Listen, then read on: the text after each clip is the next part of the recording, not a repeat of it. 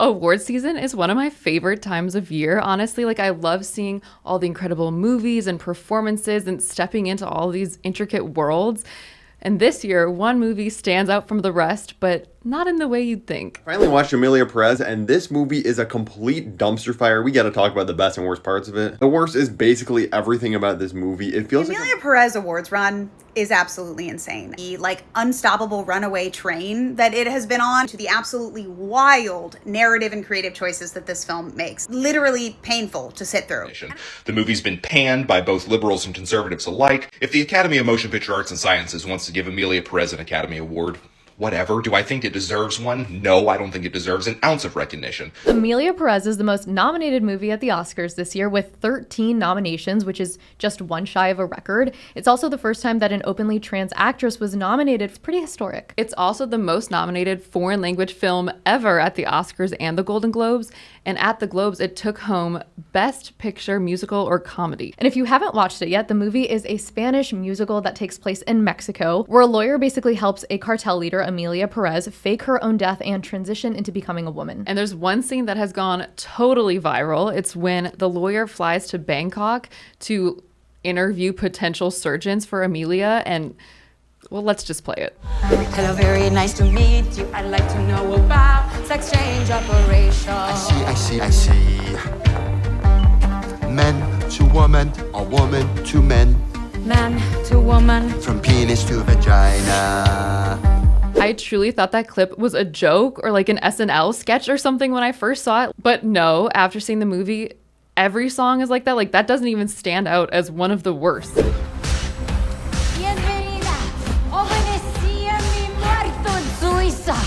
Yo cuidé a los niños, basta. Yo lloré a choros, tonta. Me ocupé de todo, bienvenida. Lady, you know I only fix the body, skin, bones, but I will never fix the soul. I know they all kind of like really hurt my head. I can't believe that it's a real thing. So let's unpack all of the criticisms that this movie has gotten. So let's start with the director and writer of the movie, Jacques Audiard, who is known as one of the best French directors of the time. He doesn't speak Spanish or English, which are the two languages spoken in the movie. And he admitted in an interview that he didn't do research on Mexico before setting the movie there. I didn't study much. What I had to understand, I knew, he said in French. In response to criticism that he misrepresented Mexico, he agreed that he handled it clumsily and that it's a Spanish language film that was shot in Paris. He said it's a mongrel film. It's also worth noting that he's a cis white man who made a movie on some pretty heavy topics, and critics say that he did not represent them properly. Yeah, trans critics and journalists say that Audiard completely didn't grasp the trans experience or what it even means to transition. So GLAAD, formerly the Gay and Lesbian Alliance Against Defamation, released a statement saying Emilia Perez is not good trans representation. It recycles trans stereotypes, tropes, and cliches and is a step backwards. Trans journalist Amelia Hansford said he might as well have the word cis tattooed on his forehead. And she cited some issues in the movie, like how he lumped breast augmentation and nose jobs in with bottom surgery. He had a character physically recoil at the effects that hormones had on Emilia Perez's body, and had Emilia's daughter say to her that she smells like a man. Drew Burnett Gregory, who is also a trans journalist, wrote that the film hits just about every trans trope you can imagine.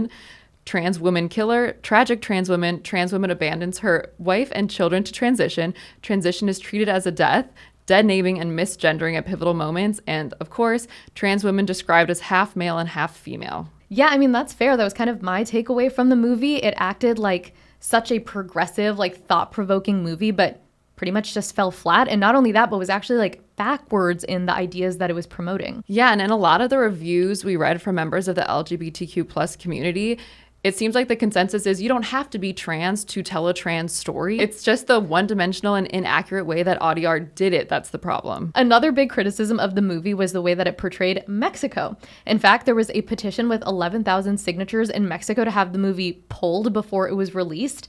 And one of the critiques is that the issue of missing people in Mexico, which is very serious, 100,000 people actually go missing there every year, was trivialized in the movie. Cinematographer Rodrigo Prieto, who did Barbie or Killers of the Flower Moon, said that the movie feels inauthentic, especially when the subject matter is so important to us Mexicans. And Mexican actor and singer Mauricio Martinez said it portrays a Mexico full of stereotypes, ignorance, and lack of respect. Selena Gomez also starred in the movie, and her performance and Spanish speaking has gotten some hate. A Spanish podcast host said, "I feel like she doesn't know what she's saying. If she doesn't know what she's saying, she can't give her acting any nuance." Yikes. But Selena did respond to the criticism saying, "I understand where you're coming from. I'm sorry. I did the best I could with the time I was given." Okay, to her defense, her character is supposed to be from the United States and like not a native Spanish speaker, so it makes it a little better. But to sum up all the critiques about the language in the film, there's a tweet that's going viral that says, "Emilia Perez makes history as the first winner of Best Motion Picture Non-English Language written with Google Translate." Rotten Tomatoes top critic Leonard Maltin called it a game changer, original, cutting edge, and a knockout. So we're a little confused. Well, to try to clear it up, we are speaking to Mary Arndt, film influencer and host of the I Just Want to Chat podcast. Mary, first question, why is Emilia Perez getting all these nominations? Okay, big sigh, because much like every other person who reviews movies, every other like critic circle that I follow, I've yet to meet someone that's loved Emilia Perez, right? So that's everybody's question, what is happening here? It would be nice if the Oscars were a award show that just really awarded art and it was based on merit. But it's gotten really, really political. In this case, Emilia Perez and Netflix have run the best awards campaign. Pushed their movie early.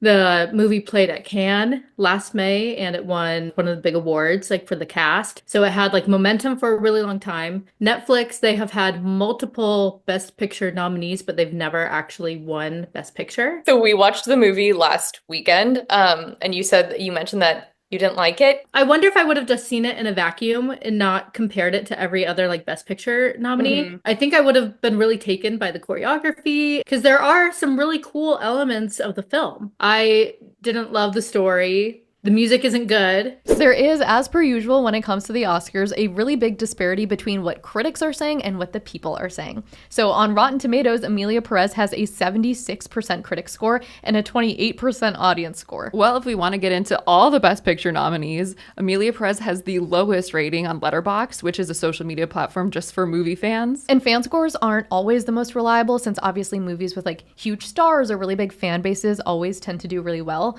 So obviously what scored highest on Letterboxd was Dune Part 2, which is a sequel based off of an epic sci-fi novel. And that's only one of 2 Best Picture nominees that Timothée Chalamet stars in. He also plays Bob Dylan in A Complete Unknown. The longest nominated movie is The Brutalist, which is 3 hours and 35 minutes.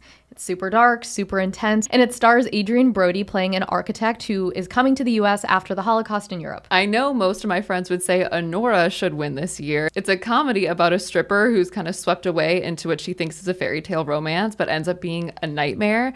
I liked it. I wouldn't say I loved it. Then we have The Substance, which is actually getting a lot of buzz. It features like a fading celebrity played by Demi Moore who takes this black market drug to stay like young and beautiful forever. And it's supposed to be super gross, but is also a commentary on today's beauty standards. And then, of course, Wicked, which we both loved.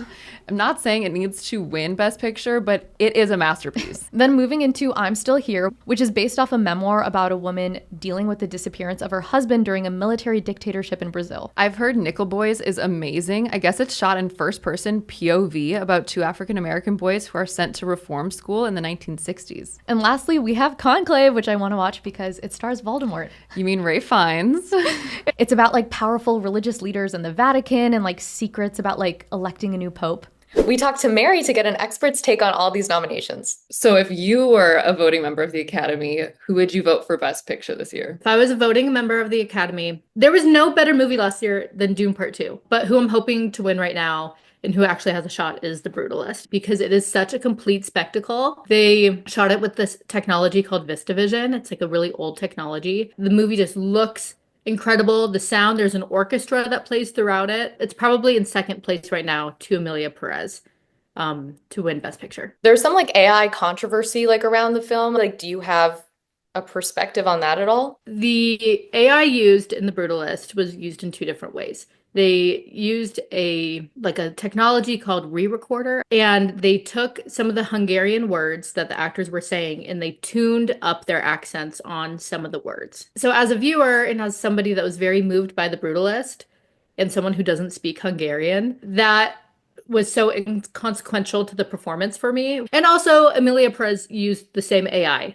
thing, and they used it in more nefarious ways because they to tune up Carla Sofia Gascon's singing. That to me changes performance. So speaking of performances, if you were voting for Best Actor and Best Actress this year, like who blew you away? Oh my goodness. I would probably give Best Actor to Adrian Brody if I was just straight up voting. The Best Actor category is really strong this year. There's Timothée Chalamet for A Complete Unknown, which he is running the most insane awards campaign that the world has ever seen. He's on SNL performing as Bob Dylan. He's on College Game Day. So I think that he'll probably be the winner in this category. And then Best Actress, the whole entire year, it's basically been Mikey Madison's award to lose for Nora. But then Demi Moore for The Substance won the Golden Globe and had a very moving, touching speech, and then that catapulted her up to the top. I think that this award is probably going to go to Demi Moore. And how do you think the movies that are circulating around this Oscars stacks up to previous ones? Not as flashy as last year. People wanted to tune in to see Ryan Gosling sing I'm Just Ken, and they wanted to see all the Oppenheimer people. There are no movies that I can look at and say, what the heck are they doing here? They have no merit. Probably the only one that even falls into that category kind of is Emilia Perez, but I could still look at it and I still think it's a worthy nominee. Very puzzling to me that they might walk away with an Oscar. The other movies are really good. The Substance is incredible. Dune Part 2, incredible. Wicked, incredible. So yeah, I think it was a strong year for movies.